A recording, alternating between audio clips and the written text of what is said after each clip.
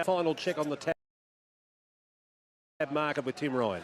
Running lane 2 runners, El Castello and Swift Falcon. Swift Falcon, the late firm, $4 into $3.80. Here's Darren Flindell. 4 fillies, I should say, and Rag Queen, another of those moving in with firm agreement in the Triple Crown Silks.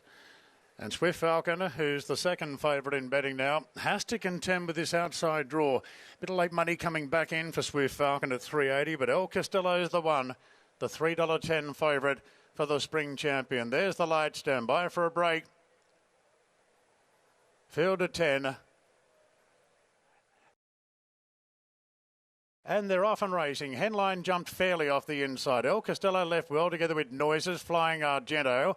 And now Henline's driving right along the rails, trying to hold the lot of them out. Harlem Queen burst through the pack, followed then by Pleasure Artist, who plonks down on the fence. Firm Agreement slots over on the outside of Rag Queen, and Swift Falcon has dropped back to last from the wide gate. So Noises goes on with the job now, and Noises looking for an outright lead. Henline under restraint, and now the favourite El Castello strides to a clear second. So Josh Parr's taken bad luck out of the equation. Fave running second, Henline third, Flying Argento back to fourth.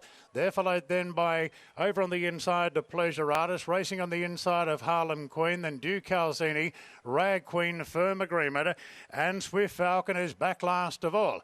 So it's Noises in front, approaching the 1,100 metres. Noises out by a length and a half on El Castello, who appears to have switched off very nicely there in second position. He's shooting for 4 in a row today, El Castello, and Henline a lot close in the run, parked third on the inside is Flying Argento, one of the roughies. The maiden gets going down the side of the track and puts some pepper into the race. Flying Argento takes the lead from Noises. El Castello back to third, 2 off to Henline. They're followed then by Pleasure Artist on the inside of Harlem Queen. Then Rag Queen. Now Jay Ford's taking the opportunity to start a run on Swift Falcon at the 600, dropping Duke Calzini and also Firm Agreement. Coming to the turn, and Flying Argento showing the stick now from Noises coming up again. El Castello chimes in 3 wide, 2 further back to Henline, 5 further back to Swift Falcon, who's making good headway. El Castello takes the lead inside the 300 with Henline closing in, still several lengths away to Swift Falcon. It's El Castello and Henline head and head on the inside. El Castello from Henline. It's going to be a fight to the end. El Castello's lifting from Henline, and El Castello won the spring champion, fending off Henline, and Firm Agreement ran through into third, followed by Harlem Queen. Then Pleasure Artist, Swift Falcon with too much to do, missed the top 4 or 5 at the end. Then Noises, further back to Flying Argento, who certainly spiced the race up a bit, finishing towards the rear with Duke Calzini. El Castello, and a real... So's the runner-up. El Castello beats Henline, and that's the third win in a spring champion for both Anthony Cummings and Josh Parr, but the first time they combined to do it together. El Castello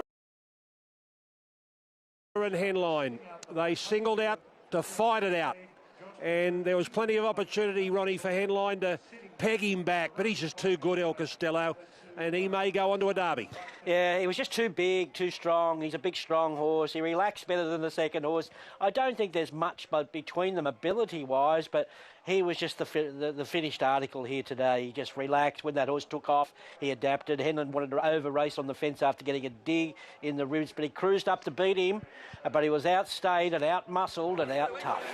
Yeah, I thought it was a terrific ride there by Joshy Parr, although he couldn't have paid for a better running transit. And then when Zach Lloyd made that sort of mid-race move and really put the pressure up front for those horses to chase, that it's set up really, really well. It was a great ride. You've got a good horse where you can put him where you want him to be and then have that fight at the finish. I think the big key to this horse, Greg, is he can sort of do it anyway. Like you can set him alight, then relax him down again, get him to quicken like he did at the top of the straight there. His manners in the enclosure there today, just to say that he's a horse on the improve and he's only going to get better. 24 Group 1 wins for Anthony Cummings, 11 now for Josh Parr.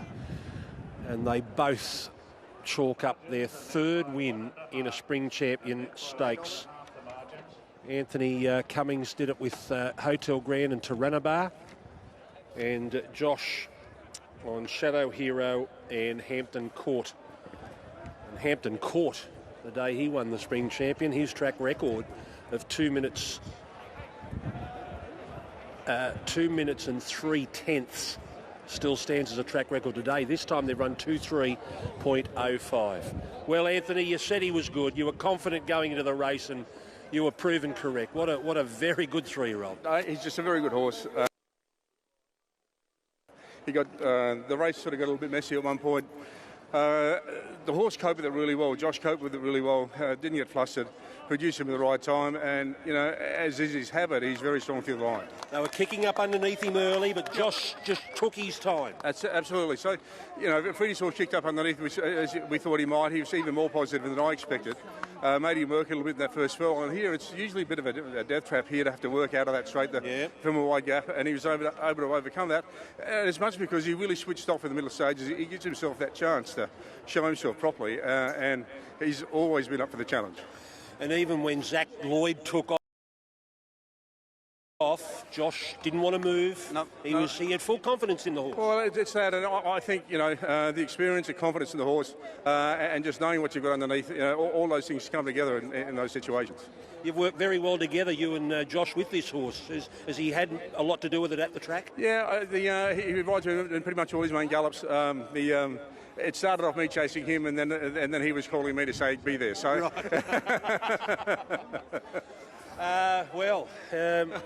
Where does he sit amongst your better 3-year-old stayers? Because you've had a few of them. Today he's the best one. 5.5 star came through and won the BMW after his Derby win. I think this guy is at least equal to that. But he's a sharper individual, really, I think you could nearly train him from whatever you wanted to. Do you want to go down and win the Derby? I'd like to do that. Yeah, I think that's a good idea. Yeah, maybe on the float. Well, he's booked in at Flemington, early this week. So we'll just sort of wait and see what comes. But we've got to get him home. He's got to eat up okay, do well out of this, and then be the right horse tomorrow before we go anywhere. All right. Congratulations today. Thank you very much. There's Anthony Cummings. And Josh will be talking to Corey Brown very, very soon. 1, 3, 4 and 8 after the Spring Champion.